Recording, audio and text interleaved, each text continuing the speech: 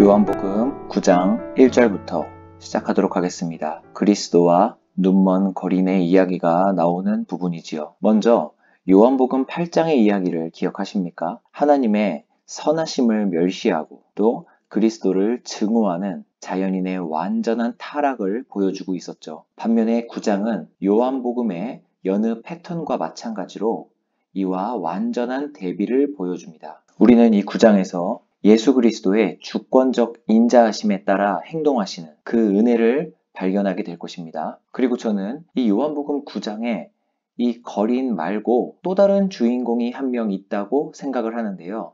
그 주인공은 나중에 반전처럼 9장을 잘 듣다 보시면 제가 소개시켜 드리도록 하겠습니다. 1절부터 읽어보겠습니다. 예수께서 길을 가실 때에 날 때부터 맹인된 사람을 보신지라.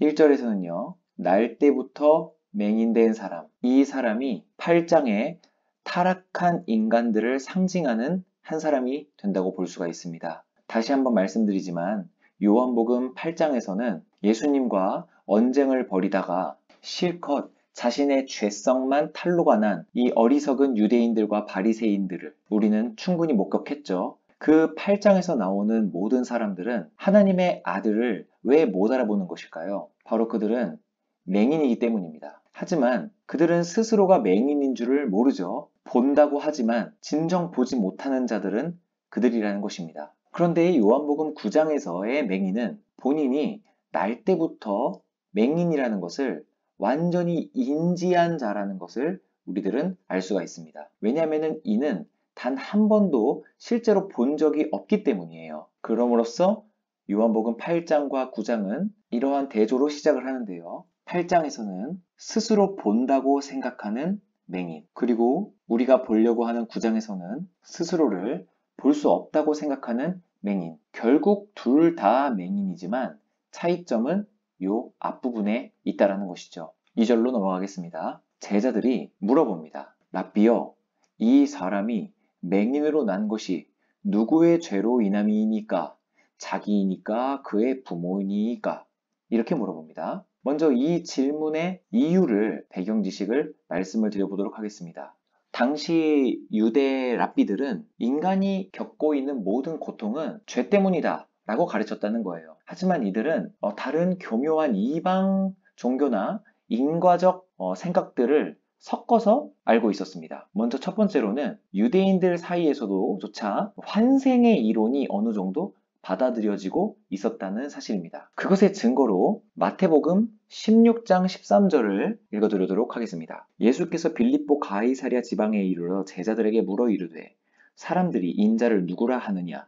이르되 더러는 세례 요한, 더러는 엘리야, 어떤 이는 예레미야나 선지자 중에 하나라 하나이다.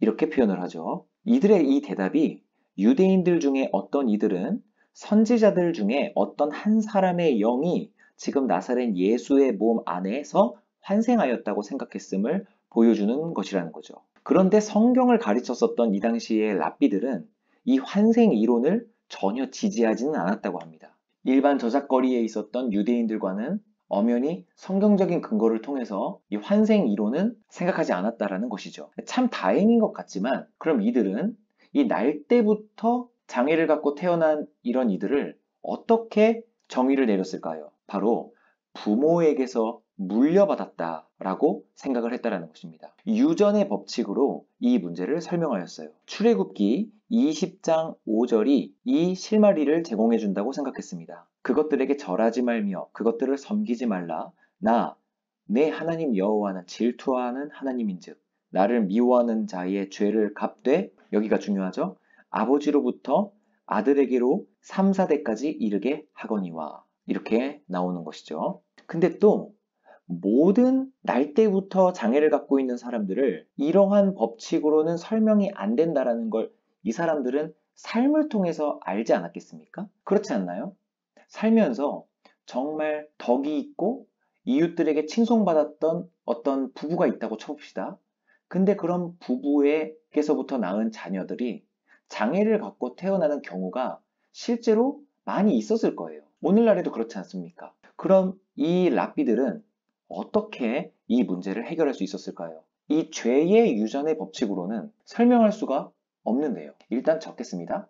2번 죄의 유전입니다. 그래서 이들이 취한 세 번째가 바로 모태에서부터 시작되는 인과의 법칙이에요. 즉 모태에서조차도 죄를 지을 수 있다라고 주장을 하는 것이죠. 이거는 바로 생각나는 성경의 장면이 있을 것입니다. 바로 야곱과 에서의 모태에서의 싸움 말이죠. 이런 것들을 통해서 유대인들은 이 세 가지를 바탕으로 왜 사람은 날 때부터 병자로 태어날 수도 있는가? 왜냐하면 몸의 고통은 죄로부터 온다고 배웠는데 날 때부터 고통 중에 태어난 자들은 그럼 뭔가? 이것에 대한 궁금증이 항상 이 자들에게는 있었다라는 것입니다.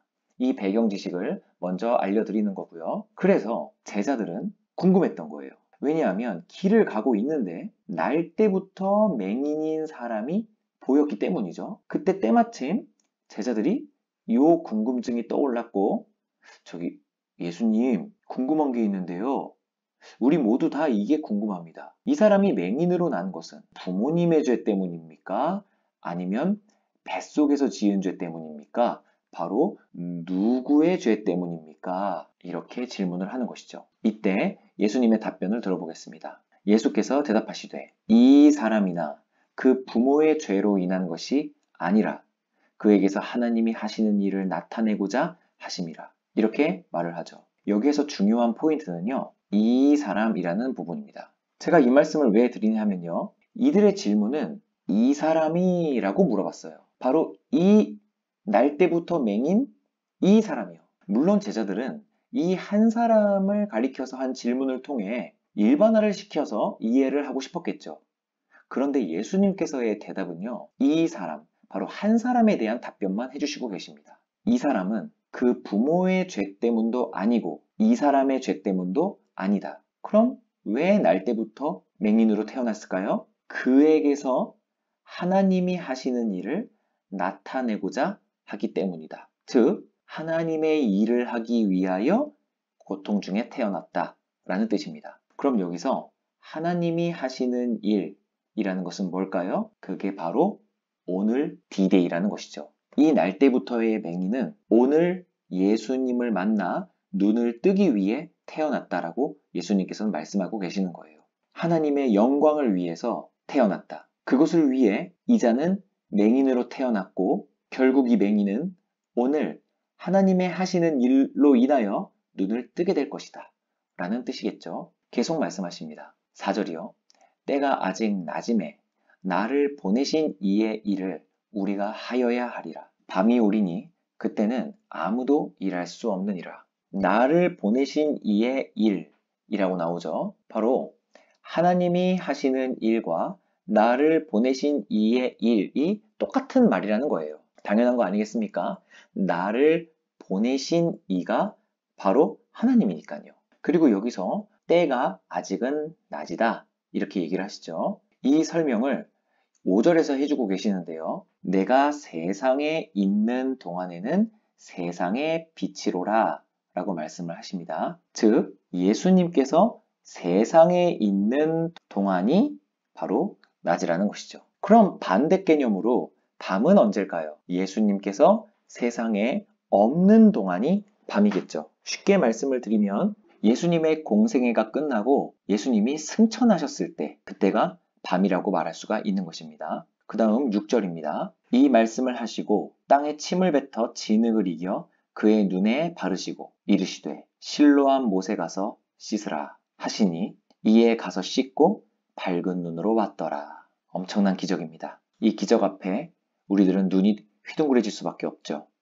그리고 실로암 연못의 의미를 이 글의 저자인 요한은 친절하게도 번역하여 주는데 보냄을 받았다라는 뜻이라고 아예 설명을 해주고 있습니다.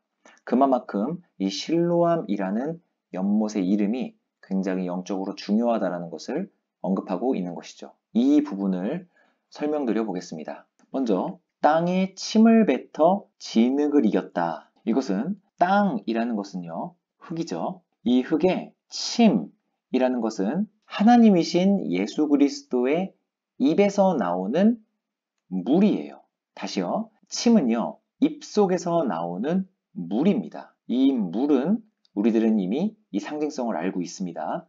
이 물은 말씀이죠. 그래서 흙에 하나님의 말씀이 들어가는 것. 그래서 진흙이 됐습니다. 이 진흙이 곧 성육신 하신 예수 그리스도 본인을 의미한다는 것입니다. 흙으로 인간을 만드시고 그 안에 생기를 집어넣으셔서 인간을 만드신 것처럼 땅에 예수님의 입속에서 나오는 그 말씀을 통하여서 진흙을 만들었다라는 것. 그것이 이 세상에 있는 동안이라고 표현하시는 성육신한 예수 그리스도를 상징적으로 보여주는 사물이라는 것입니다.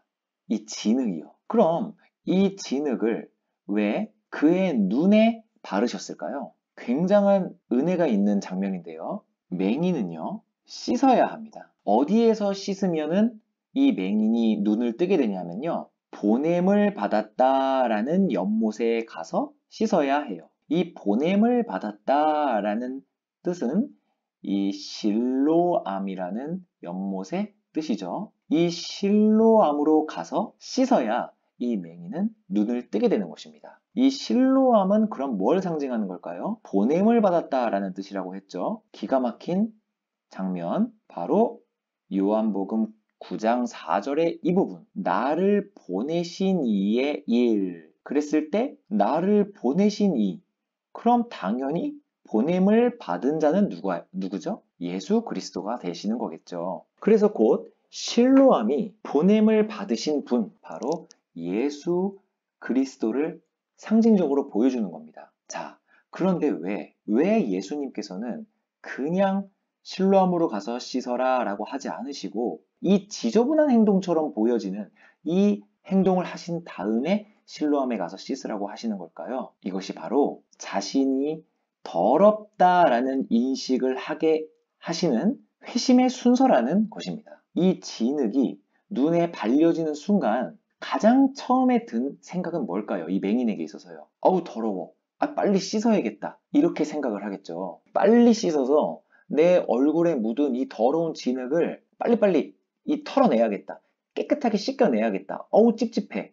이런 생각을 할 것입니다. 왜냐하면 맹인은 이 진흙을 볼 수는 없지만 촉감으로, 이 촉감은 지극히 개인적인 감각입니다. 아주 친밀한 감각이죠. 자기만 느낄 수 있는 감각인 거예요. 눈은 여러 사람이 볼 수 있습니다.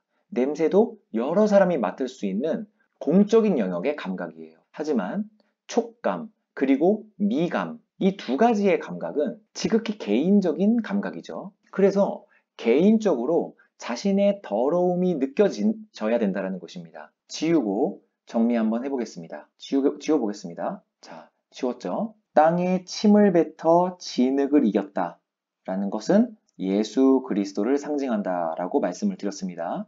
그리고 그의 눈에 바르셨다 라는 것은 바로 죄를 인식하는 장면이라고 말씀을 드렸습니다. 자신이 얼마나 더러운 자인지를 인식하는 장면이라는 거예요. 빨리 씻고 싶어지는 것, 그것을 인식시켜 주시는 것이죠. 그 다음 이르시되 실로암 못에 가서 씻으라 라고 하십니다. 이것은 구원의 방편을 소개해 주시는 것이죠. 누구한테 가서 씻으라고요? 보냄을 받은 자에게 가서 씻으라라는 것입니다. 그 다음 이에 가서 씻고 라고 나오죠. 이것이 바로 회개가 되는 것이겠죠. 이것은 단편적인 회심이라고 볼 수도 있을 것입니다. 자신의 더러움을 인식했으니 그거를 씻었고 이제 깨끗하게 된 것입니다. 그 다음 밝은 눈으로 왔더라. 이것이 우리의 칭의, 바로 구원의 장면이 되는 것. 거듭남이라고 저는 적겠습니다. 그래서 이것의 순서가 하나님의 성육신, 그리고 개인적인 죄 인식, 그 죄를 알게 된 우리들은 구원의 방편을 소개받고 예수 그리스도에게로 가게 되고요. 그래서 그곳에서 나의 죄를 털어놓게 되고요. 그 다음 거듭남에 이르게 된다는 것입니다. 지극히 성경적이고 하나님께서 우리를 구원해 주시는 단계가 이 6절과 7절에서 그대로 드러나게 되는 것이죠. 그런데 절대 여기가 끝이 아닙니다. 왜냐하면 중요한 포인트가 하나가 있어요. 그것이 뭐냐면요. 이 맹인은요, 즉 죄인이죠. 이 맹인은 자신의 죄인식이, 요 죄인식, 요 2번이요. 이 죄인식이 어디로부터 온 것인지 모릅니다. 여기가 엄청난 핵심이에요. 왜냐하면 예수님께서 땅에 침을 뱉어서 진흙을 이긴 장면을 이 맹인은 눈을 못 뜬 상태였기 때문에 보지를 못했기 때문이에요. 그냥 이 사람은 개인적인 촉감으로만 느꼈을 뿐이라는 것입니다. 이 진흙이 누가 만들었는지, 그리고 어떻게 만들었는지 모른다라는 거예요. 그냥 일방적으로, 중요한 말이죠. 일방적으로 자신의 죄가 인식되었다라는 것입니다. 아주 일방적으로요. 이것은 제가 이 요한복음 9장에선 반전이 하나 있다. 또 다른 주인공이 한 명이 있다. 말씀을 드렸죠. 그것의 복선을 하나 소개시켜 드려 보겠습니다. 이 원리가 소개된 장면이 과거에 있었습니다. 이 사람은 거듭났습니다. 하지만 어떻게 거듭났는지 모른다 라는 것이에요. 눈치채셨습니까? 요한복음 3장 7, 8절 읽어보겠습니다. 내가 너에게 거듭나야 하겠다 하는 말을 놀랍게 여기지 말아라. 바람은 임의로 불매 네가 그 소리는 들어도 어디서 와서 어디로 가는지 알지 못하나니 성령으로 난 사람도 다 그러하다. 다 그렇게 알지 못한다. 네, 이 예수 그리스도의 말씀이 여기에서 그대로 현실적 모형으로 보여주고 있습니다. 이 눈뜬 맹인은요, 자기가 왜 눈을 뜨게 됐는지, 그리고 왜 자기가 더러움을 느끼게 됐는지, 이 진흙이 자기 눈에 누가 발랐는지, 왜 발랐는지, 그리고 이 진흙은 어디서부터 왔는지를 전혀 모른다라는 거예요. 왜요? 눈을 감고 있었으니까요. 이것이 바로 이 영상을 보고 계시는 여러분들의 회심의 메커니즘입니다. 다음 시간에 우리는 그럼 이 거듭난 이 맹인은 누가 자기의 눈을 뜨게 했는지, 어떻게 뜨게 했는지, 그리고 이 진흙은 어디로부터 왔는지 그 점 모른 채 평생을 살아가게 될까요? 절대 아니죠. 맹인은 결국은 알게 됩니다. 그러한 장면들을 이 9장 이하에서 우리들은 살펴보게 될 것입니다. 감격 받으실 준비하시고 다음 시간에 만나겠습니다.